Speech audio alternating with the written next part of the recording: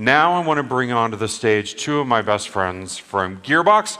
Please put your hands together for Randy Pitchford, founder of Gearbox Entertainment, and Andrew Reiner, our Global Chief Creative Officer. Hello, gents. Hello. Hi. Randy, how's your PAX going? Oh my God. You guys who's played Risk? Has anybody played Risk of Rain 2? Like, holy shit. The game, like for a humble, dude, this is like, they're $25, man. Just do it. It's freaking great. I'm addicted to this game, this humble little thing that and there's like 10 million people that have jumped on. If you haven't tried it yet, you owe it to yourself to check it out. It's freaking awesome. I freaking love it. And I'm here right now with you guys. We're here together. Amazing. And I get to talk about Borderlands 4.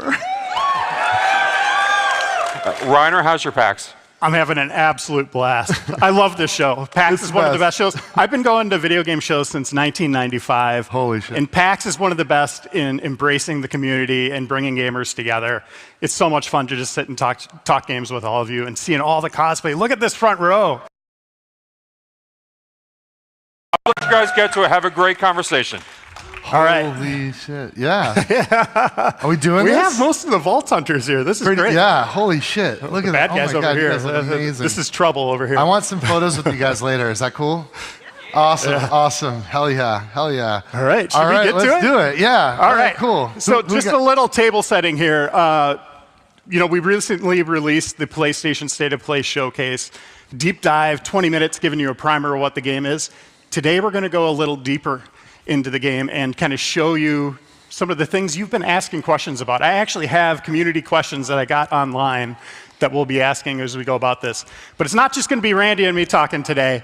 We have developers from Gearbox here. The team's hard at work on the game right now, but they took some time to answer your questions and be here with you today. So please give a warm, loud welcome to April Johnson, our Associate Narrative Director.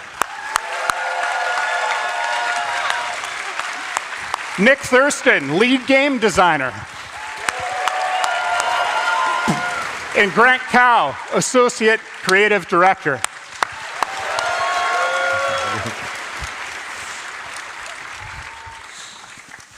You guys ready? We're so Super ready. Are you guys ready? Dude, before, we moved the date up. Did you guys see that? Yes. When does that ever happen? Everybody was like, oh yeah, GTA 6. Like, dude, we had no idea. We discovered it when you guys did. We've got this, you guys. This game is in great shape. We're cooking. We are cooking. We are cooking. We are cooking. Yeah, baby.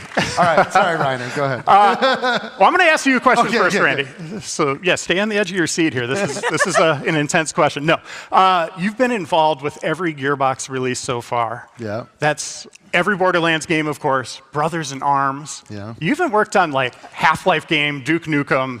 You've seen it all. You've done it all. How do you feel at this moment in time where we're at with Borderlands 4?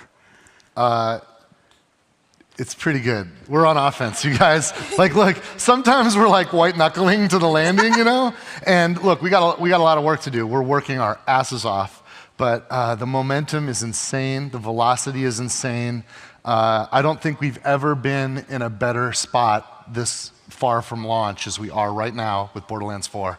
And I'm really, really stoked because I kind of need a game like this right now, you know?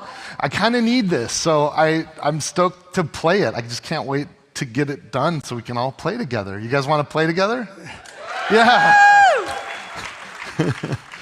So let's go back to the end of Borderlands 3, kind of connect the dots for people. Just spend a few seconds before we get to the new stuff, setting the story, Randy. Lilith teleported Elpis away. Why did she do that? What was the purpose of this? Yeah, so with the numbered sequels, we're on a continuum with a story, and at the end of Borderlands 3, everything that we knew was at stake.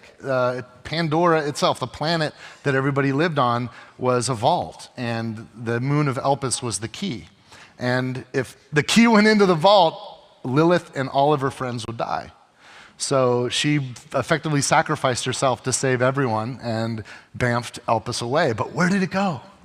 where did it go? And now we know. It went to this other place on the other side of the galaxy, a new place that we call Kairos.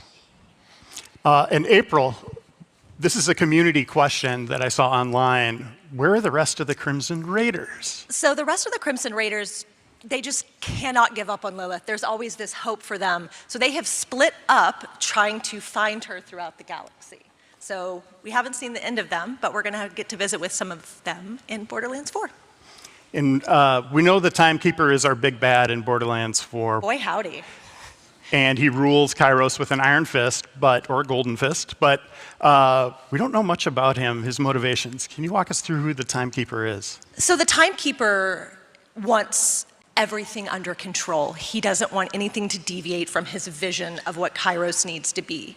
And to maintain that control, he does what, you're going to do, which is planet-wide propaganda, outlawing vault hunting, doesn't want anything to do with vault hunters. And, if you're going to do it, you might as well have a massive unyielding army, which is our Order army. And then, you could get a cybernetic implant, put that in everybody's back, and, just control them into submission.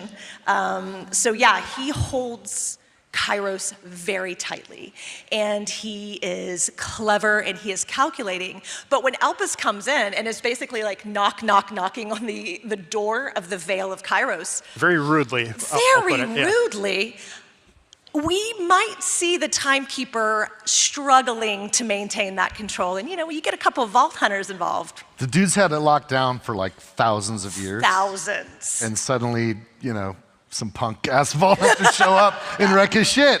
He's not cool with that. So what's happening on the surface now that Elpis is here? So now that Elpis is here, the people of Kairos didn't really have anything other than abject control in their lives. And so when Elpis comes in, these people see the stars, like the reality of the stars for the first time. And they start to go, what if there's more? And of course, there's always the first. So someone took the risk of ripping the bolt out of their spine and out of their neck and encouraged everyone to seek that same freedom. Now, the risk of that is you might have a little bit of a personality change, or you might just vomit and die. High risk, high reward, as we say in the biz. So we're going to see a lot of unique personalities and how ripping out these bolts has affected the community. And you're also going to see how the pressure of remaining under this control, where there's hope and where people are trying to find each other to escape this and make Kairos better for them. As good as you can get shit in the Borderlands. Let's dive into our Vault Hunters. We have 4 new ones in this game. And I'm going to ask this to both April and Nick here. So April, talk about who they are, and Nick, maybe give us some new tidbits on gameplay. Yeah. Let's start with Vex the Siren. She's not your typical Siren. She's not. Vex is a bit newer to her Siren powers. And she didn't always have a lot of the best situations growing up. And she knows that a lot of bad things happen, even if you're a good person. And with this sort of awakening of her Siren powers, she can finally do something about it. And where that sort of manifests for her is a little spooky and a little cool. And if you're going to, kick some bad guys in the teeth, you might as well do it with a bunch of Reapers and a big kitty cat. Yeah, like you already said, she's definitely the spookiest Siren we've ever had. She's the first Siren that can physically manifest physical beings into existence, right? Like you saw her phase cat Trouble. She can summon Reapers and Specters, which is her third action skill that we'll talk about in a little bit. And she's also the first Siren who focuses a lot on kinetic damage. She can actually switch between all the elements, but there's a heavy hook there for those of you who enjoy like lifesteal or draining the souls of your enemies. So that's pretty cool. In April, from the first day I saw our cat in the game, it was named Trouble. There wasn't a placeholder name. Nope. I wrote, I was like, that shouldn't change. That's amazing. Yeah. Where did that name come from? I don't know, Nick. Where did that name come from? So Graham, the creative director, kind of always told me that every good witch has a good cat by her side, a good cat familiar. And I have a good cat familiar at home, too. His name is Trouble, and I just kind of put it in the game. I'm like, I'm going to name him after my cat. So it just kind of stuck, and I'm pretty happy about it. Hey, Nick, let me ask you Real this. Trouble. Do you think we could get your other cat's name in a Borderlands game? My other cat's named Nisha. Okay, fair. So, already taken. All right, let's dive into Rafa. His backstory is really wild. Rafa, wow. So Rafa grew up in microgravity, and this had a permanent effect on his bones, his muscles, his organs. So he would struggle to live anywhere else, which sort of isolated him, and he has got a lust for life and wants to be out there and doing things. So along comes Tedior and gives him this exosuit. And because Tedior is going to Tedior, he could die at any moment. The suit could kill him.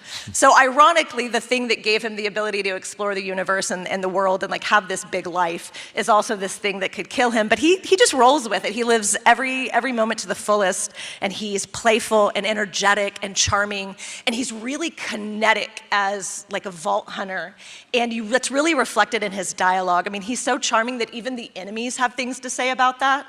And I think that like fluidity of his movement, you can really see that in his skill trees and his action skills. Yeah, absolutely. I mean, like you said, if charisma could kill, he used that as a weapon, but unfortunately it doesn't do much. So instead he has energy blades, he's got laser guns, he's got shoulder-mounted cannons that some of our fans at home already spotted in the previous trailer. And yeah, he's easily our most agile Vault Hunter to date, and we're really excited for folks to you know, equip some energy blades and get slicing. All right, and Harlow is also an interesting character in Harlow. science, technology, but has a connection to a well-known Borderlands family. So, as some of you rowdy, wonderful fans noticed, Harlow is part of the Trant family. And you can imagine, if you heard that 40 to 50 times a day, you would also pick up a book on theoretical physics. And so Harlow is joyful and brilliant, and she's got 5 PhDs. And she has this force of will and this drive. And why not use all that brains and that creativity to just bend gravity to your will? Yeah, I mean, scientists love to learn new things, especially when that means imploding or exploding your enemies, new ways to do that, right? We've already seen her, you know, destruct in this giant apparatus that fires like a disco ball of destruction. It's pretty cool. She can lift her enemies and slam them into the ground, and she even has quite a few gadgets that we haven't quite shown you guys yet, but they're pretty sweet. All right, and Amon, he is apparently a part of a Vault Hunter worshiping clan, or Vault Monster worshiping clan. Tell us about him. I will tell you that if you are going to worship Vault monsters and decide to open a vault, that's not going to go well. And so unfortunately for Amon, he lost his entire family, he lost his spouse, he lost his friends, his community, and he sort of harnesses this deep grief to decide, well, you know what, a vault monster took something from me, so I'm gonna kill every last one of them.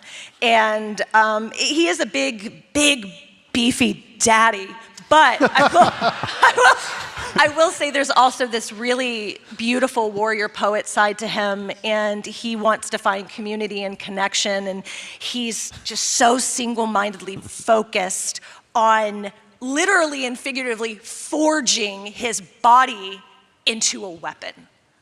Yeah, and I mean, other than forging his body, he also has what we call forge drones that live in his spine and the side of his arm.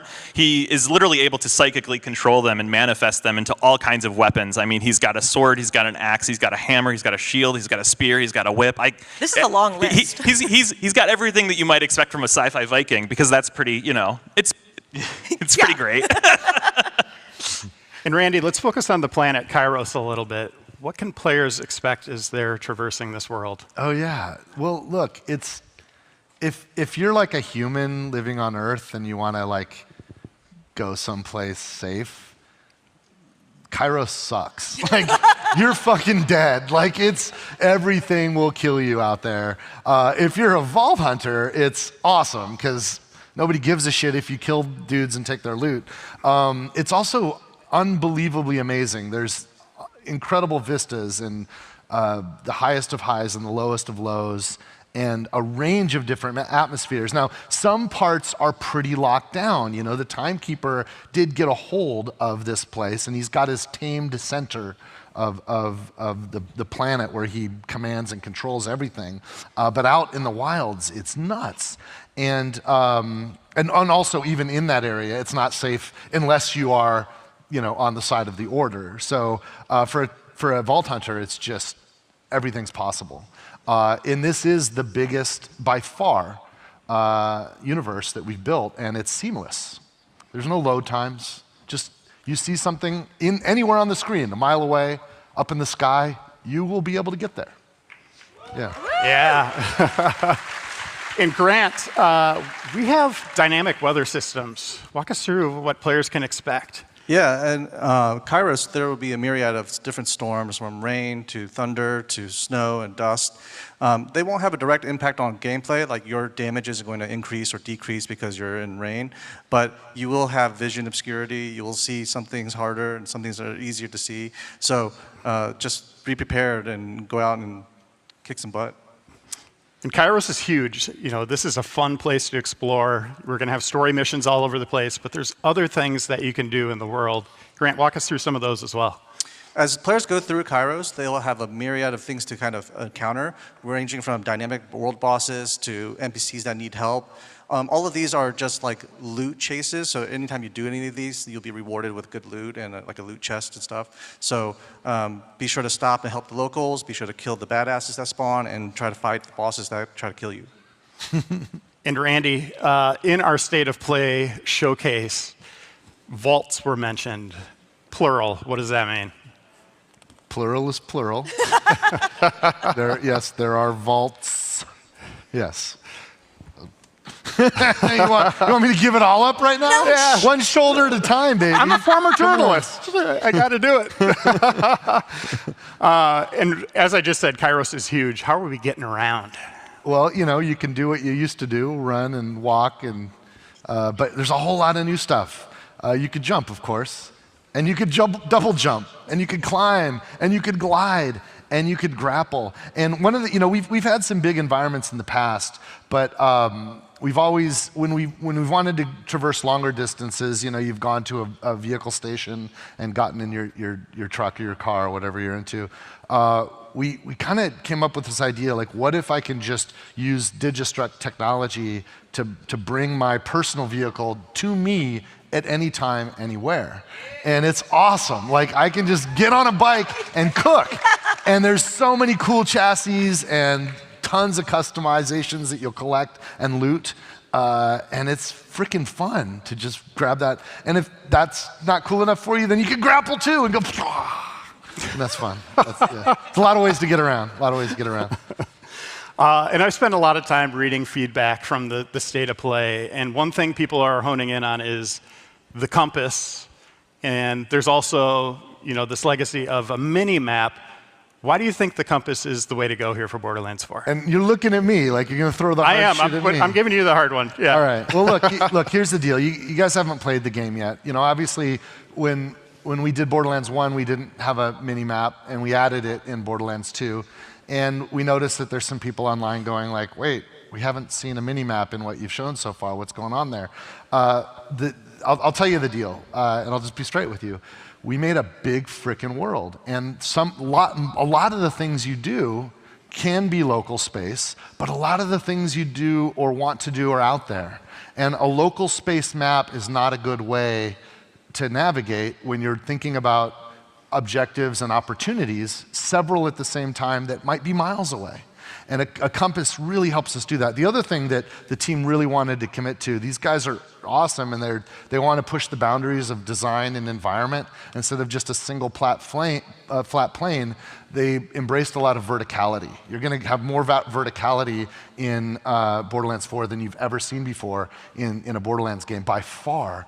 And when you have a layered environment, a top-down two-dimensional view is extremely confusing. But with a compass, with arrows that tell you if things are up or down, or you have a much better sense of spatial awareness. And we want you to play the game and not play the map. So we made a commitment, and we put all of that investment into this compass system. And you still have the big map. It's one click away. And we've put more cool stuff in there than we've ever done before. We even have like an AI-driven kind of navigation system that'll give you a GPS on the big map to show you the line of where you can go. And there's even an in-world companion Echo bot that has some features there that'll help you navigate. And there's a lot of tools that help you navigate. And look, we're open to thinking about things in the future, but play the game first and understand the choices we've made. And I think you'll see and understand when you realize how big this world is and how playing the game in the world is better than playing the map. Yeah. You just mentioned Echo 4, our new little companion, adorable little robot. April and Grant, I'd like to dive deeper into this bot. Echo 4. So you can see what a charming little dude he is. He's a real chipper, helpful, very, very cute robot. And the animation team at Gearbox is extraordinary. And the work that they put into to make him emote and have this really sweet personality. And I'm going to lean forward and I'm going to look at you and you're going to look at me. I know you don't want to die and fight for your life. I understand that. But I need you to do it just once to see absolutely how sad Echo 4 gets when you die. So if you could just do it once for me, that's all I'm asking. But he not only just does a little robot tear when you cry, he's also actually a very helpful tool in the game, I guess. Yeah, Echo 4 also controls a lot of your HUD, including giving you options to upgrade your SDUs. They also provide your rewards. So those that didn't want to talk to Lilith for the 30th time, you can now have your rewards delivered straight to you from Echo 4. And you can customize them too, right? Yeah, you can have many customizations for Echo 4. So many, too many. Yeah. We can't tell you all of them, but there might be some hats involved. Yeah. And it's a and it's a companion navigation AI. So if you get lost, just your buddy will help you. Yeah. Grant and Nick, let's dive into our guns. What can we expect from our manufacturers this time around? Are there guns in this game? What? Just a few. Wait a minute. They're just a little bit. 2 hands this time, yeah. We have 5 returning favorite manufacturers, the Jacobs, Maliwan, Vladoff, Tedior, and Torg. Those are our 5 returning favorites. And then we have 3 brand new ones, the Ripper, Daedalus, and Order. Yeah, and we also have ones that are parts only, right? I mean, we got the Hyperion with the shields, COV, so you can make any gun into a heat gun, and then Atlas, so you can, shoot that sweet tracking dart and go blasting, right? Yes, there's nothing more satisfying than a homing Torg assault rifle. It's pretty good. Yeah. And let's pretty be good. honest, Hyperion guns are only useful for the shield. So Yeah. I want my shield. They on make my, good parts. I want Yeah. my shield on my Maliwan elemental gun. That's what I want. April, this is a community question. They're asking where Doll is. So Kairos has been locked off for like thousands and thousands and thousands of like Earth years, right? So nothing really gets in and out with ease. So they're sort of at the mercy of what ship crashed and what parts might be available. So Borderlands is a big, massive universe, so I promise you we probably haven't seen the last of Doll. But I will say, just enough Doll parts did fall. Echo 4 is Doll. So, hey, we gave you a little sweet Doll Echo buddy, so. Grant, how do the licensed parts work? This could also be a community question. I've seen a lot of people asking, like, what agency they have with that system. Yeah, so licensed parts are our way of describing behaviors from all the manufacturers that we love from Borderlands 3 and the ones that we've added in Borderlands 4. So because there are so many behaviors in the game now, we wanted to make sure that guns drop these behaviors in a kind of tiered fashion. There's no crafting in the game. Players can't modify or craft their guns to have specific licensed parts. They're just drops in the world, and the way they drop is on a tiered system. So from common all the way to legendary, there's different sets of behaviors you can get. Epics having the most behaviors, and legendaries having one less behavior, but having their own unique behavior. And can every gun have a TDR part that lets you throw it? Every gun can have a TDR part that could be thrown. And most guns have something called an underbarrel. This is not something new to the series, but we're leaning into it pretty heavily in this game. Yeah, Can you give us some examples? Yeah, one of the favorite things from Borderlands 3 was adding underbarrels to a lot of our manufacturers. This time around, we're taking it up a notch Vladov, again, has like the micro rockets, but that technology has now been licensed by other manufacturers too, so that you can have versions of micro rockets, such as the Jacobs having a micro rocket knife that is attached to the underbarrel of their gun, and they can fire it and it does an exploding shot. This can be coupled with other licensed part behaviors like a TDR thing, so when you throw a Jacobs gun with an underbarrel Vladov, it'll have shooting micro rockets while flying in the air. That's just awesome. Yeah. Grant, let's go into enhancements. That's another thing. Like you're going to be kind of want to round up, specific manufacturers. Enhancements, they come back in the form. They were called artifacts in BL3, and we're calling them enhancements in BL4. They're a way to modify the play style. So if you really favor a manufacturer like Jacobs and you want to have that crit behavior that kind of ricochets the bullet, you can have that on another gun that has a Jacobs license part with the Jacobs enhancement, so that now a Torg with a Jacobs license part can now ricochet their sticky gyrojets on other targets. And our eagle-eyed community saw something that looks like set bonuses. There's airstrike there. What is that? Yeah, so for the first time ever, we're adding firmware, which is our end-game system, and it's one of our end-game systems to help boost the power of the gear. And as you can see in this screenshot, there's 3 parts to it, and if you can get all 3 parts, you get a big damage or utility increase. That sounds like gears, like sets to me. That sounds, yeah. Might be. Might be. Yeah. Previously, heavy weapons took up a gear slot, but this has been changed in BL4. How much variety will players find in this new system? Ordnance is our new revamped slot for grenades and heavy weapons. We no longer want players to kind of hold on to rocket ammo and wait till like one encounter and just pull out their big rocket launcher. Now players can use their heavy weapon, which is on the cooldown, and we can balance that accordingly so that big moments where they want to pull out a big laser beam or a rocket launcher or a chain gun, they can use it and mow down enemies and don't feel like they have to hoard that ammo or have to go find that ammo to go be able to use it. And in addition, we wanted to make sure that grenades kept their massive impact that they had in previous Borderlands games, but without being able to spam them constantly, so that we had to balance them down to be really low damage or something like that. So now you can literally throw nuclear bombs with different behaviors, because again, they can have licensed parts too. So you can have like an artillery grenade that summons like a giant nuclear bomb. So Also on cooldowns. Also on cooldowns. Yeah, so that's a big shift. Yes. Yeah, and this is another question from the community. How will shields and grenades work? So grenades I just explained, but shields we're also amping them up too.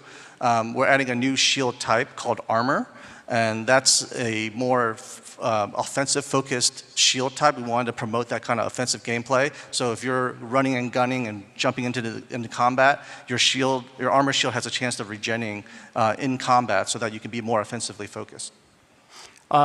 In this Borderlands game, Nick, brings more variety to the characters than ever before, our Vault Hunters. Yeah. What can we expect from those builds? I mean, it should be the most diverse builds we've ever seen. The skill trees are like 2 to 3 times, I think, anything we've ever done before. We have what's called like a trunk and then branches that let you specialize more than you've ever been able to do. And like, it's not only my goal that I want to have a Vault Hunter be able to have a unique build for every tree. I want them to be like unique per branch. I want you and your friend to have the same action skill and have meaningfully different builds. And there is more than enough in this game for you. So we could all have trouble, all 4 of us. Yeah. But they're all performing very completely different. That's so cool. Randy, these Vault Hunters, I know you love them. What can players expect? I mean, they're the best ones. we got the best. Look, I'll tell you, this is the simplest way I can talk about our Vault Hunters. My biggest customer is my wife. She loves Borderlands, and when we make her happy, it's a good day for me, and when we don't, it's not. There's usually one Vault Hunter where I'm like, this is definitely going to be Christie's Vault Hunter, and I put a huge amount of personal English on that character. This one's going to be challenging because there are at least 3 that have some variations in builds that are exactly right up the alley of what I know my wife loves, and that's just like a tilt on it. For my own choices, there's two that I'm probably just going to be flipping back and forth between. There's more. I think there's more for every player than there's ever been before because of the sophistication of the skill tree system that we've designed. That is easy to get into and easy to develop, but there's like layers and nuance and subtlety that as you craft that character towards your own playstyle, you're going to find that, oh, this is me and I feel at home and comfortable. And we have more optionality than we've ever had before. So it's awesome, but it's going to be a tricky choice to Oh, get yeah. to it. Every time I boot it up, I'm like, oh, I know. who do I want to play it? Well, we've had our like regular play sessions where we're bouncing around too, you know, and Yeah. that's evidenced by like it's just all really fucking good. Yeah. Yeah. Nick, let's go a little deeper on this, showing Vault Hunters and Gear working together. For this example, let's focus on Vex and crowd control. Yeah, so I mean, the third action skill that Vex has is actually called Deadringer. We didn't show it off much in the state of play, but eagle-eyed fans have seen a spectral version of Vex wielding a scythe. It's a charge skill that kind of lets you decide to either spawn a Reaper, which will taunt enemies so to kind of take the heat off of you, or to summon Spectres, which are the opposite, which they specialize in damage, but they're very fragile.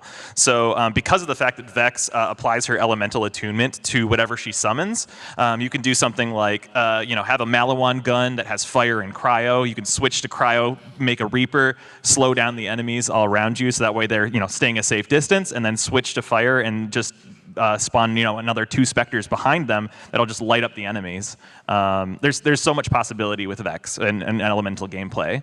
It's really exciting. You could put those anywhere on the battlefield, right? Like, absolutely, yeah. And by the way, there's at least one class mod that will let you actually pass on your gear to Spectres, which is always pretty exciting. That's awesome. Yeah. Grant, we talked in the State of Play showcase about gear balance, the rarities mattering again, legendaries matter again. What did we do? What else have we done to improve the gear chase? Yeah, because Gear now has so many behaviors and they ramp up and they escalate in the amount of things that can happen. We want to make sure that we adjust the complexity so that players aren't bombarded with so many behaviors right off the bat. So we've adjusted the kind of the loot chase so that when players are playing the game, they feel a natural progression of like, oh, okay, I'm adding in more things to my gear, I'm adding more things to my gear, so that when they go and express themselves in the combat battlefield, they're not, just being mysteriously overwhelmed with so many things that are happening.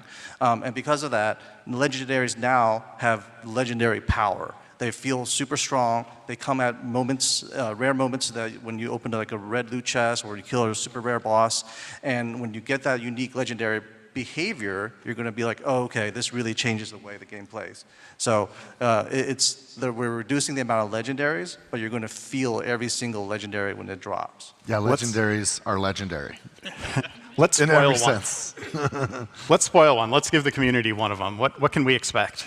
One of the legendaries that drops from one of the major bosses in the game is called Ruby's Grasp. And Ruby's Grasp is, if you've seen the State of Play showcase, there's a boss with lots of hands, and Ruby's Grasp is just one that just won't let enemies get away. So. By the way, did you clock the little subtlety there? It dropped from that boss. Does that mean dedicated drops from bosses? What? Yes. Yes. The answer is yes. Yes. The game will ship with dedicated drops across the whole game. Every boss, every mini boss will have dedicated drops. Randy, I'm going to throw you the last question here about co-op. Because I play with my wife. Yeah. Yes. What does it mean to Borderlands 4? What have we done that's a little different this time? Co-op is a religion to us. Here's the thing. It's so awesome that Borderlands is freaking killer when you play alone. And we know a lot of people, they just want to do their own thing and don't want anybody else messing with them. And Borderlands 4 is an awesome solo game. But if you like co-op, it is best in class co-op by far. We have revamped the lobby system so it's easier than ever to connect with people and easier than ever to get into a cooperative game. And it's drop in and drop out anytime you want. None of this play for 3 hours and then you can start co-op. No, just get in from the get and people can drop in and drop out. And here's a cool one. Massive world, right? No load times. There's no like dog legs or anything like binding people together. What happens if like I go running off 1,000,000 miles in one direction, my buddy goes off running? You can do that, You can do that. We don't care. Have at it. Have fun. Oh, but I want to get together again. Instant team fast travel. I can fast travel to any of my friends instantaneously, no matter where they are. It's cool. It's freaking cool. And no load times there either. It's just get into it. And look, here's the thing for me, you know, like I'm in the game. We're all working our asses off, and the game's gonna launch, and we're gonna be like working on patches and, you know, future downloadable content, and my wife's gonna be playing, and she's gonna be like level 20 by the time I even like, okay, can I play with you?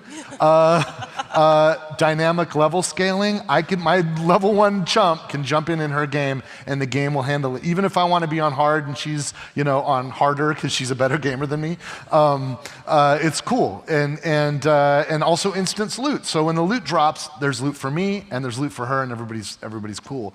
And that's just like the beginning of our commitment to best-in-class co-op. We're leading the charge there. Other game developers, like, do it, man. I love your games too, but frick, man, why are you promising co-op and then gimping out? Like, give it to us. You can do it. Co-op. Well, that's it for our Q&A. You know, here's the thing, you guys. I'm looking at the clock. I want to give some stuff away. Do you mind if we switch modes for a minute? Okay. Yeah. Cool. I'm going to take over. Okay, so here's the thing. So I know you guys sometimes like when I do a magic trick. I'm not saying there won't be any magic, but because it might be. But you have to absolutely be convinced that this is fair, because I'm going to give something away, but I can't give something away to everybody. So, is there anybody today who it's their birthday? Anybody got a birthday, like literally today, that you would be able to prove it? If you have a birthday today, come on up here, come up and join me right here. If it is your birthday today, and Will might check your driver's license or something, so don't lie. If it's your birthday, come here. Because holy crap, you're spending your birthday with us. That's amazing.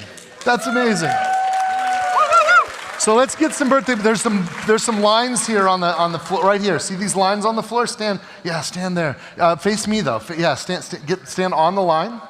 On the line, yeah, and face me. Everybody how many birthdays do we have? 1, 2, 3, 4, 5. That's about right for a crowd this size. That's what we expect. Thank you guys. Congratulations for having a birthday today, because one of you is going to get something cool. We don't know which one yet. We got to figure it out. Okay, so starting at the end, Will there's got a microphone. What's your name? My name is Andres. This is Andres, everybody. Hello. Andres, what do you do for a living? I'm an engineer. An engineer, all right. Making the world more convenient, easier to use the world. That's cool. All right, Andres. I think we respect engineers, right? All right, cool. All right, pass the mic. What's your name? Trevor. Trevor, what do you do, Trevor? Also an engineer. Do a lot of You're going to split the vote. Pass the mic down. What's your name? I'm Elle. Elle, what do you do, Elle? I'm a writer and editor for a pretty popular YouTube channel. Oh, making content for us. That's cool. I dig that. Pass the mic down. What's your name? I'm Chad. Chad, what do you do? I work at Progressive. I handle all your auto repairs. Auto insurance. All right. What's your name? I'm Neil. Neil. What do you do, Neil?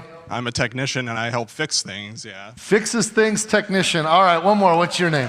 Hi, I'm Rich. Hi, Rich. What do you do? I work in banking. A banker. Okay, it's up to you guys. All right. Engineer number 1. Engineer number 2.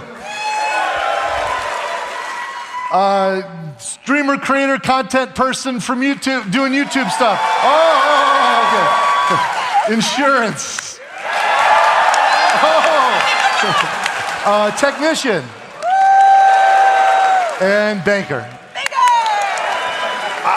Dude, I think our insurance guy is the guy. Okay. Can you come? Will's gonna take you backstage. The rest of you hang out, because I got something for you guys too. But so like maybe hang out over here, And yeah, so here's what we're gonna do. We're gonna play a game. If you guys can just hang out over here, maybe somebody can, yeah, you can watch. We're gonna give something away. We're gonna need a random number. Can we get our loot chests out? We're gonna open a loot chest. Let's get our loot, come on out, loot chests. We're gonna get our loot chests out. And we're gonna open a loot chest, and we're gonna win a prize here. Now, it could be any one of these loot chests, and you're gonna see that there's 100 loot chests that we're bringing on stage. We don't know which one we're gonna get. We're gonna get a random loot chest. And first of all, we're convinced that this was a random choice. You guys picked who's on stage. We now have to be convinced that we're gonna pick a random loot chest.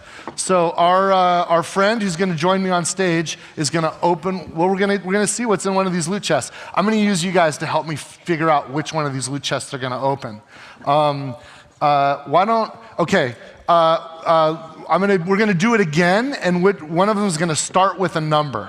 Okay, so whoever we end up picking is gonna give us our number. We got numbers from 1 to 100. So do you guys want one of our engineers? Our YouTube content person? Okay, our technician? Or our banker? All right, let's start with our YouTube. I need a number between 1 and 100. Actually, you know what? We'll do both the banker and, give me the first digit. What's the first digit? We're gonna, 2. And what's the second digit, banker? 9. 29. Is there anyone in this room that doesn't believe that that was a randomly selected fair number? Is there any skeptic that isn't absolutely convinced that 29 is a random? I saw a hand go up over there. I saw that hand. Stand up, skeptic. Stand up back there, you. You don't believe that 29's random? You think that was a setup? You think they're stooges? You think they're in on this with us? Okay, you know what? Give me some other number, and we're gonna, just give me some other number.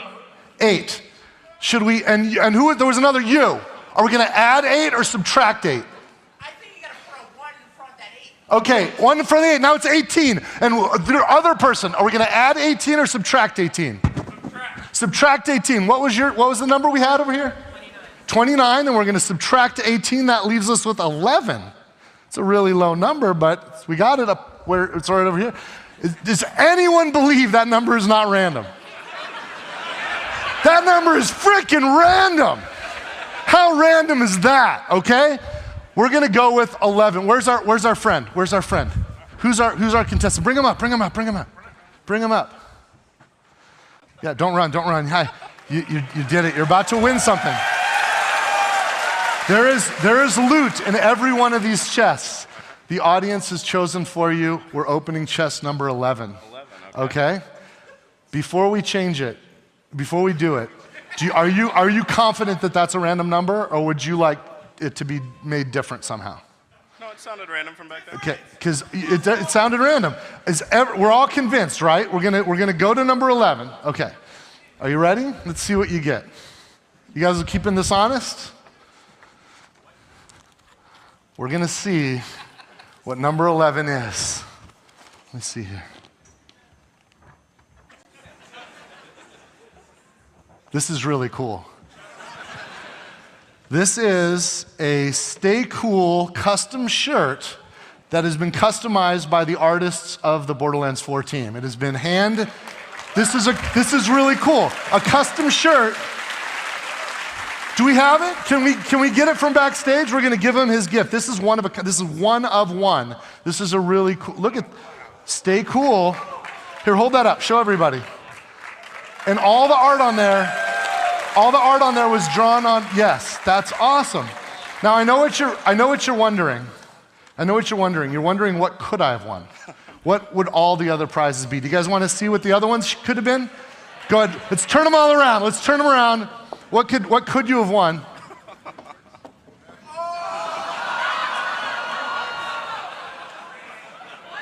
Bro, they're all Borderlands 4.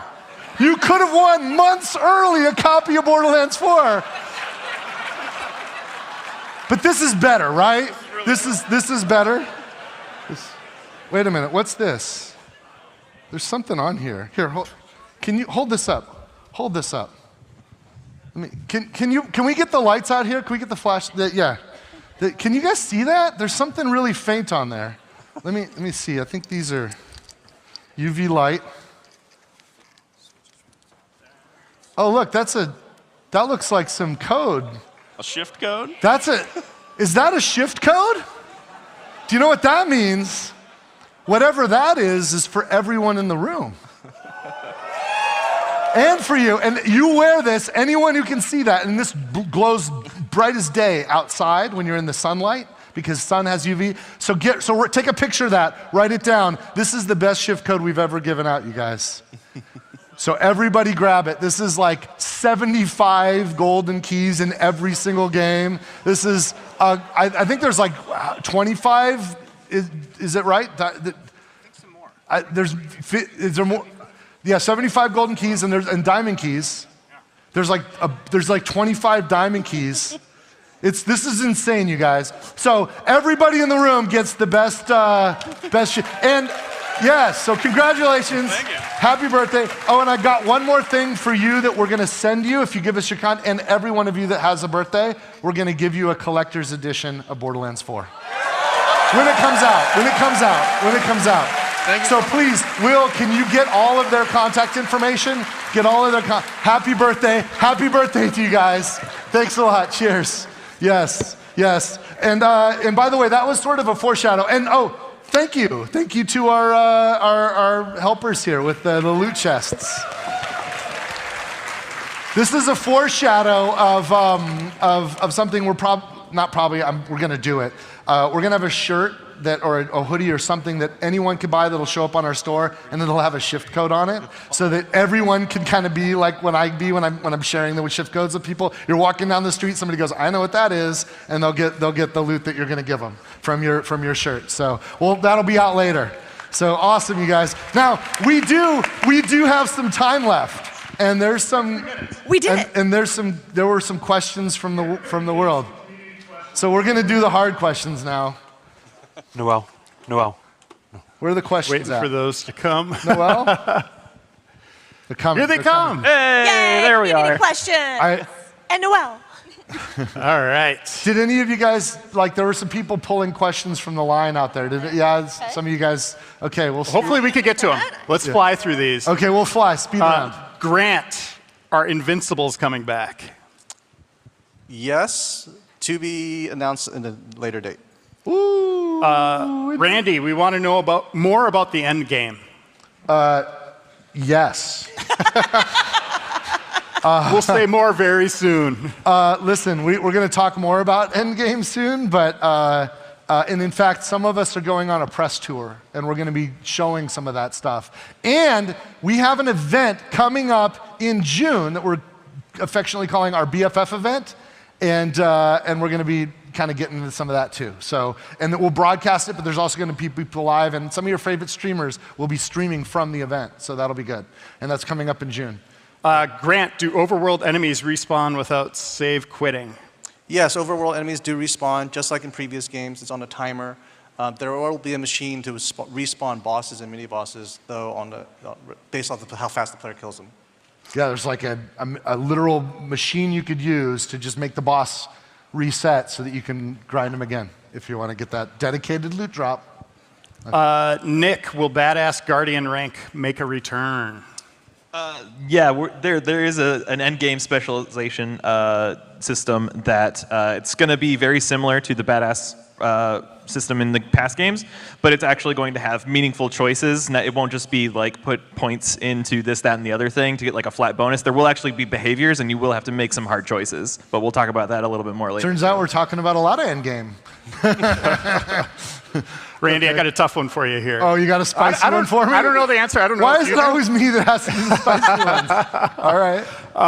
What will the game's price be? That's an interesting one. I don't know this. Really now? I'll tell you the truth. I don't know.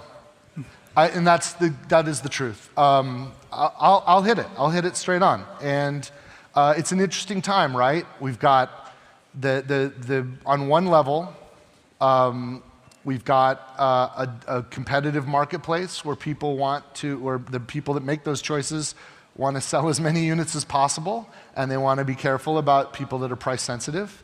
So there's some folks that don't want to see prices go up, even the ones deciding what the prices are.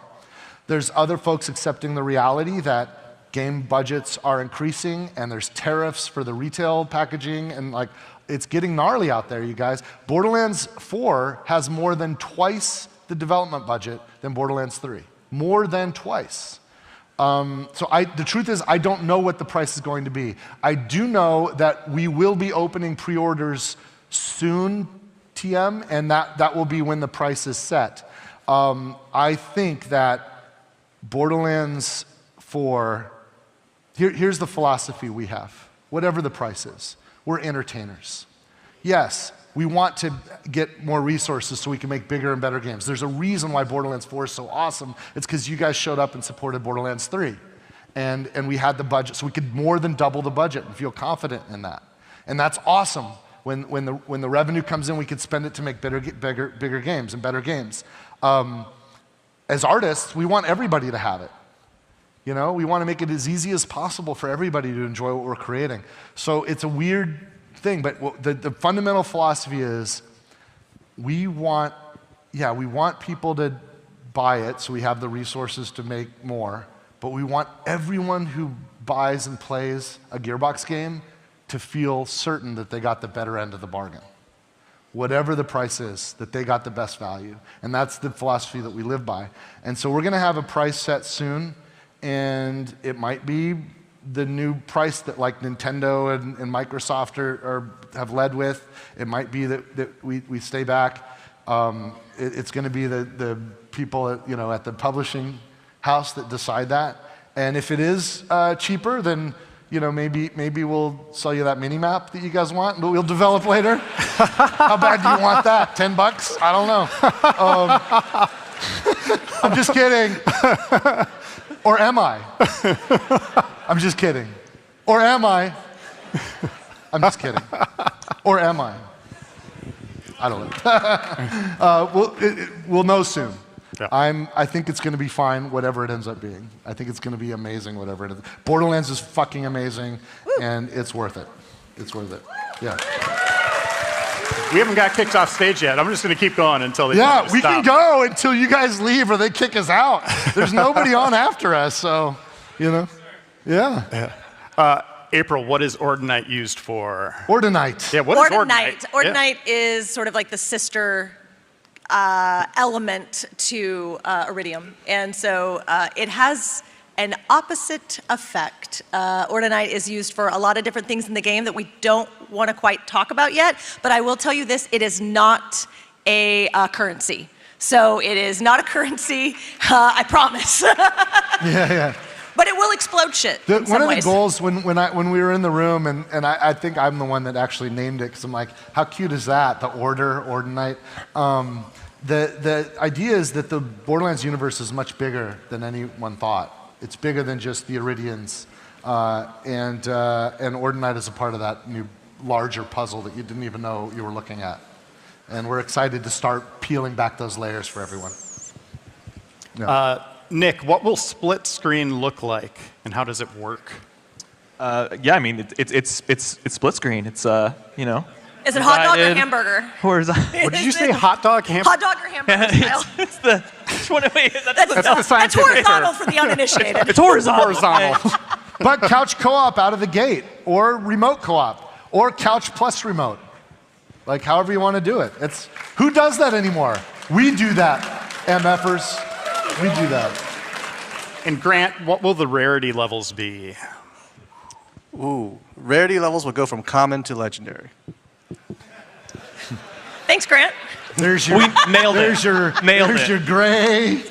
There's your green. There's your blue. I don't like how you're saying there's that, by the way. There's your purple. And then there's orange. There's your orange. There's your Hold on. I'm such a fucking troll. Randy. I'm such a troll.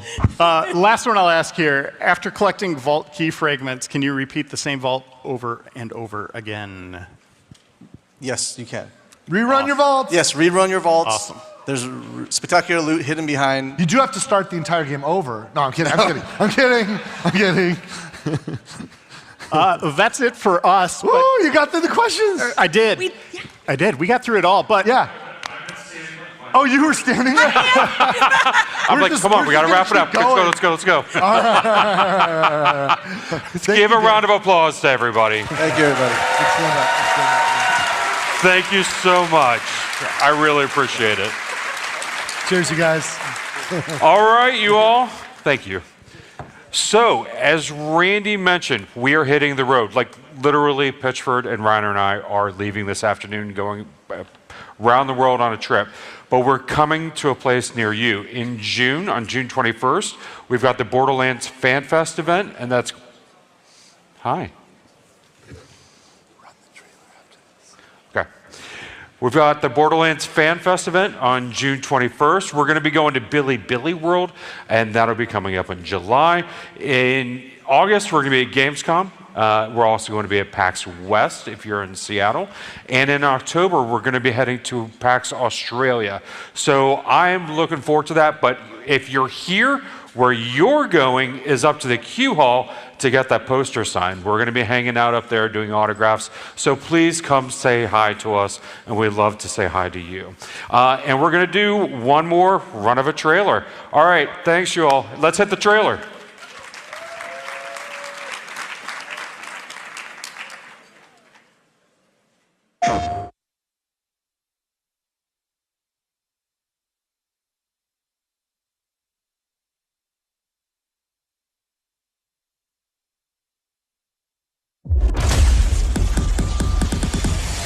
What use is a vault hunter?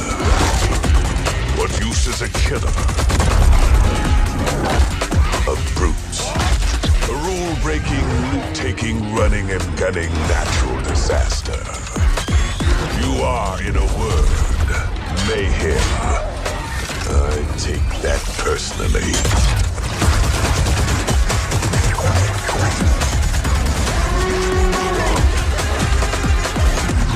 Nothing wrong, ain't nothing wrong with a little bit of hot. No, nothing wrong with a little bit of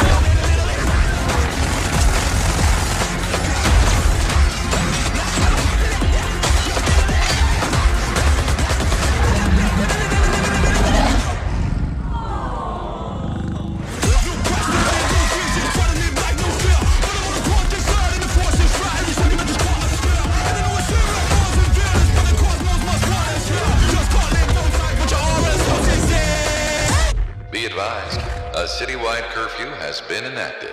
Violators will be shot on sight.